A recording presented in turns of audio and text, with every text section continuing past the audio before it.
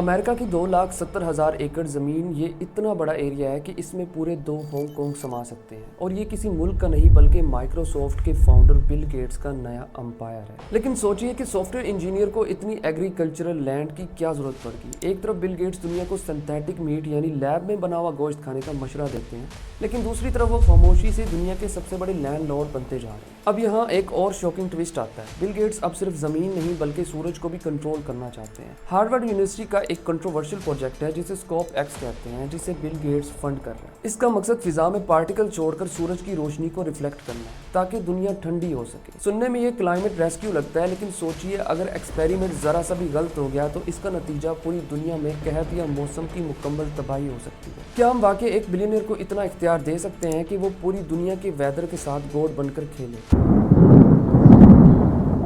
असल में यहाँ एक बहुत बड़ा पैटर्न नजर आता है। 2015 में बिल गेट्स ने एक टीईडी टॉक में नेक्स्ट आउटब्रेक की पेशगोई दी थी। If anything kills over 10 million people in the next few decades, it's most likely to be a highly infectious virus rather than a war. और जब कोविड-19 आया तो वो दुनिया के सबसे बड़े वैक्सीन एडवाइजर बनकर उभरे। अब वो क्लाइमेट डिजास्टर का डर दिखा रहे हैं। क्या ये सिर्फ इनकी फोरसाइट है या फिर ग्लोबल पॉलिसीज को कंट्रोल करने का एक नया रास्ता? बिल गेट्स फाउंडेशन कैसे वर्ल्ड हेल्थ ऑर्गेनाइजेशन जैसे इदारों को फंड करके इनकी पॉलिसीज पर असर अंदाज होते हैं, ये हकीकत अब इन्वेस्टिगेटिव रिपोर्टर्स के सामने आने लगी है। ये पूरा मसला सिर्फ इन्वायरमेंट का नहीं है, ये दरअसल पावर और कंट्रोल का है। हम अक्सर क्लाइमेट चेंज के नाम पर हर मुश्किल सोल्यूशन को चुपचाप कबूल कर लेते हैं, लेकिन पर्दे के पीछे जो प्लान चल रहा है उसे समझना बहुत जरूरी है। फिलैंथ्रोपी के नाम पर अपना बिजनेस मॉडल पूरी दुनिया पर थोप देना ये बिल गेट्स की पुरानी स्ट्रेटेजी है। क्या वो वाकई प्लेनेट को बचा रहे हैं या सिर्फ वो दुनिया के नए ग्लोबल मैनेजर बनने की तैयारी कर रहे हैं? अगर आप इस पूरे खेल को समझना चाहते हैं तो थोड़ा पीछे जाना होगा। 2015 में बिल गेट्स ने एक टीईडी टॉक दी थी जिसमें उन्होंने बड़े कॉन्फिडेंस के साथ कहा था कि दुनिया अगली वबा यानी आउटब्रेक के लिए तैयार नहीं है। Actually invested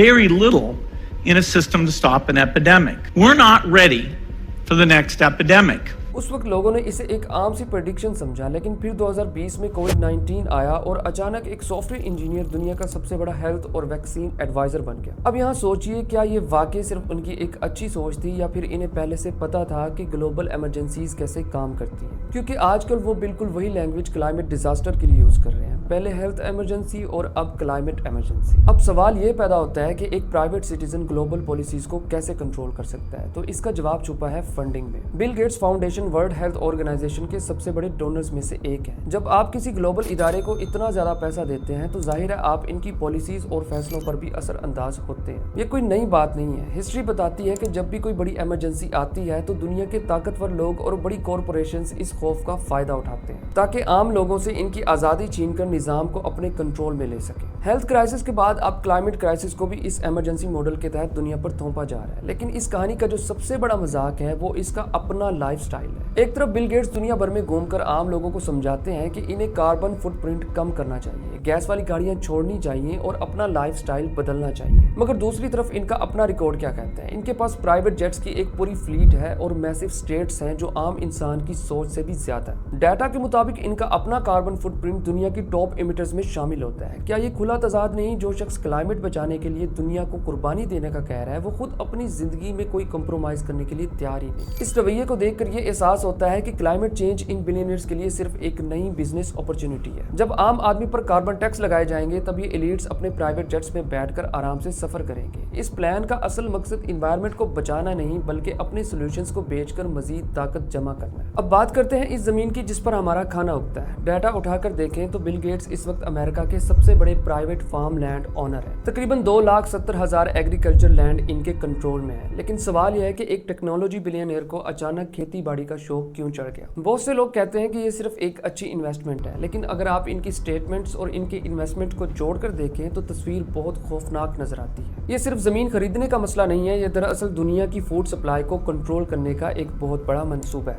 आपको याद होगा कि कुछ अरसा पहले बिल गेट्स ने एक इंटरव्यू में खुलेआम कहा था कि दुनिया के तमाम अमीर मुल्कों को 100% सिंथेटिक बीफ यानी लैब में बनाए गए गोश्त पर शिफ्ट हो जाना चाहिए। इनका आर्गुमेंट ये था कि नेचुरल फार्मिंग और जानवरों से कार्बन इमिशंस होती हैं जो कि क्लाइमेट चेंज होने की एक वजह बनती है। लेकिन यहाँ एक इंटरेस्टिंग ट्विस्ट आता है। जो सिंथेटिक मीट बनाने वाली बड़ी कंपनीज हैं जैसे इम्पॉसिबल फूड और बियॉन्ड मीट, इनमें शुरुआती सीड फंडिंग बिल गेट्स ने ही की थी। यानी एक तरफ वो नेचुरल फार्मिंग को एनवायरनमेंट के लिए खतरा बताते हैं और दूसरी तरफ अपने ही बनाए हुए लैब फूड को अल्टीमेट सोल्यूशन के तौर पर बेचते हैं। अगर हम इसे एनालिसिस से देखें तो ये क्लाइमेट चेंज का हल कम और मोनोपोली ज्यादा लगती है। जब आप किसानों पर स्ट्रिक्ट क्लाइमेट रेगुलेशंस लगा देंगे, इनका लाइव स्टॉक और फार्मिंग मुश्किल कर देंगे, तो मार्केट में सिर्फ वही प्रीटेंडेड और लैब मेड खाना बचेगा जिन पर इन एलीट्स का कंट्रोल होगा। नेचुरल बीज को रिप्लेस करके जीएमओस और प्रीटेंडेड सीड्स लाए जा रहे हैं। लॉजिक बहुत सिंपल है, जिसके पास जमीन होगी इसके पास बीज होंगे और जिसके पास खाना होगा वही पूरी आवाम को कंट्रोल करेगा। हिस्ट्री का बहुत पुराना असूल है, control the food control the people. क्या हम इस बात को कबूल करने के लिए तैयार हैं कि हमारी आने वाली नस्लें वो खाना खाएंगी जो किसी खेत में नहीं बल्कि मेगा कॉर्पोरेशन की लेबोरेटरी में तैयार होगा? क्लाइमेट चेंज को एक शील्ड बनाकर सदियों पुराने नेचुरल निजाम को खत्म किया जा रहा है। ये एलीट्स का सबसे खतरनाक रूप है, जहां फिलैंथ्रोपी के नाम पर दुनिया की बुनियादी रिसोर्सेज पर कब्जा किया जा रहा है। जब हम इन तमाम बातों को वैक्सीन, जमीन और सिंथेटिक खुराक को मिलाकर देखते हैं तो एक बहुत खतरनाक कॉन्सेप्ट सामने आता है जिसे फिलैंथ्रो कैपिटलिज्म कहते हैं। सोचिए, बिल गेट्स दुनिया को समझाते हैं कि कार्बन एमिशंस को कम करने की सख्त जरूरत है और इसका हल वो इन्हीं नए टेक स्टार्टअप्स में निकालते हैं जिनमें इनकी अपनी इन्वेस्टमेंट होती है। चाहे वो लैब ग्रोन मीट हो, नए किस्म के बीज हो या फिर सूरज को डिम करने वाली ब्रेक थ्रू एनर्जी वेंचर्स। क्या ये एक खुला तजाद नहीं जब आप ग्लोबल पॉलिसीज बनाने वाले इदारों को फंड कर रहे हो और इन्हीं पॉलिसीज का फायदा सीधा आपकी प्राइवेट इन्वेस्टमेंट्स को मिल रहा हो? तो ये चैरिटी कैसी हुई? ये तो एक प्योर बिजनेस मॉडल है। अब यहाँ पर एक सवाल पैदा होता है कि आखिर क्लाइमेट इमरजेंसी का डर इतना ज्यादा क्यों फैलाया जा रहा है? हिस्ट्री का एक बहुत पुराना असूल है, जब भी आवाम को किसी बड़े क्राइसिस या बहरान से डराया जाता है तो इनसे इनकी आजादी छीनना बहुत आसान हो जाता है। आज क्लाइमेट चेंज के नाम पर आम लोगों पर नए टैक्सेस लगाए जा रहे हैं, किसानों की जमीनों पर पाबंदियां लग रही हैं और छोटे बिजनेसेस के लिए सर्वाइव करना मुश्किल हो गया। लेकिन दूसरी तरफ इन्हीं बड़ी कॉर्पोरेशंस और बिलियनर्स को कार्बन क्रेडिट्स और ग्रीन एनर्जी सब्सिडाइज के नाम पर एग्जेम्पशंस मिल जाती हैं, जो कि असल में दुनिया को पोल्यूट कर रहे हैं। आम आदमी को ये गिल्ट फील कराया जाता है कि वो एनवायरनमेंट को खराब कर रहा है, जबकि असल सिस्टम ऊपर बैठे लोग चला रहे हैं। अगर आप इस पूरे निजाम को कोविड-19 के हालात से कंपेयर करें तो आपको एक अजीब सी सिमिलरिटी नजर आएगी। लॉकडाउन के दौरान दुनिया में छोटे कारोबार तबाह हो गए, लेकिन माइक्रोसॉफ्ट और अमेज़न जैसी बड़ी टेक कंपनीज ने बहुत ज्यादा मुनाफा कमाया। उस वक्त हेल्थ और सेफ्टी के नाम पर डिजिटल ट्रैकिंग और वैक्सीन पासपोर्ट्स को नॉर्मलाइज किया गया और अब बिल्कुल वही लैंग्वेज क्लाइमेट के लिए यूज हो रही है। कार्बन फुटप्रिंट ट्रैकर्स, यानी आपने कितना सफर किया, क्या खाया, क्या पहना और कितनी एनर्जी यूज की, इन सबको मॉनिटर करने की बात हो रही है। क्या ये वाकई मौसम को बचाने की कोशिश है या दरअसल सोशल कंट्रोल का एक नया तरीका है? ये वो रियलिटी है जो अक्सर बड़े न्यूज चैनल्स पर डिस्कस नहीं होती, क्योंकि इन मीडिया आउटलेट्स और हेल्थ ऑर्गेनाइजेशन को फंड करने वाले लोग भी यही टेक बिलियनर्स हैं। जब पावर, पैसा और पॉलिसी एक ही जगह इकट्ठी हो जाए तो आम इंसान की आवाज दब जाती है। लेकिन सवाल यह है कि अगर इस निजाम को यूं ही चलने दिया गया तो हमारा फ्यूचर क्या होगा? बिल गेट्स को ना तो किसी मुल्क की आवाम ने वोट देकर इलेक्ट किया और ना ही किसी कानून के सामने जवाब दिए हैं, तो फिर वो दुनिया के मौसम और खाने का फैसला कैसे कर सकते हैं? क्लाइमेट चेंज बिल्कुल एक हकीकत है और मसला भी बहुत संगीन है, लेकिन इसका हल वो हरगिज नहीं है जो एलीट्स हमें अपने मेगाफोन से बेच रहे हैं। जब कोई एक शख्स या इदारा दुनिया के मौसम, खाने और हेल्थ सिस्टम पर मुकम्मल कब्जा करने की कोशिश करेगा तो वो फिलैंथ्रोपिक नहीं रहता, बल्कि एक नए किस्म का डिक्टेटर बन जाता है। इन्हें किसी अवाम ने सिलेक्ट नहीं किया तो फिर इनके पास ये ताकत कहां से आई कि वो हमारी आने वाली नस्लों का फ्यूचर डिसाइड करें? अगर हमने वक्त पर आंखें ना खोली तो सोचिए आने वाला वक्त कैसे होगा। आम किसान अपनी जमीन से महरूम हो जाएंगे क्योंकि वे स्ट्रिक्ट रेगुलेशंस अफोर्ड नहीं कर पाएंगे। हमारी प्लेट में खेत का नेचुरल खाना नहीं बल्कि किसी लेबोरेटरी में तैयार शुदा पेटेंट गोश्त होगा और आसमान पर सूरज की रोशनी को इनके बनाए गए केमिकल्स फिल्टर कर रहे होंगे। ये कोई साइंस फिक्शन मूवी का प्लॉट नहीं बल्कि वो तैयारी है जिसे आने वाले चंद सालों में पूरी तरह नॉर्मलाइज कर दिया जाएगा और इन सब की कीमत आम इंसान अपनी बची कुची आजादी देकर चुकाएगा। सवाल यह है कि अब हम क्या कर सकते हैं? इसका हल बिल गेट्स के खरीदे गए पेटेंट्स या इनकी फाउंडेशन की चैरिटीज में नहीं है। असल हल डिसेंट्रलाइजेशन और लोकल कम्युनिटी सपोर्ट में है। हमें अपनी फूड सप्लाई को वापस लोकल किसानों के हाथ में देना होगा। जब तक हमारा खाना, हमारा बीज और हमारा निजाम लोकल लेवल पर मजबूत रहेगा, कोई भी ग्लोबल पावर हमें भूख या क्लाइमेट इमरजेंसीज का डर दिखाकर हमें ब्लैकमेल नहीं कर सकती। हमें समझना होगा कि असल साइंटिफिक सॉल्यूशंस और बिलियनियर्स के कॉर्पोरेट एजेंडाज में जमीन आसमान का फर्क होता है। आखिर में हमें खुद से एक बहुत मुश्किल और चुभने वाला सवाल पूछना होगा कि हम वाकई अपने प्लेनेट को बचा रहे हैं या सिर्फ एक बिलियनियर के नए बिजनेस मॉडल का प्रोडक्ट बन चुके हैं। प्लेनेट को बचाना हम सबकी जिम्मेदारी है, लेकिन इसकी कीमत हमारी आजादी और हमारे बुनियादी हक नहीं हो सकते। अपने लॉजिक इस्तेमाल करें, फैक्ट्स को खुद वेरीफाई करें और किसी को अपने मसीहा बनने की इजाजत ना दें, चाहे इसके बैंक अकाउंट में कितने ही बिलियंस क्यों ना हो।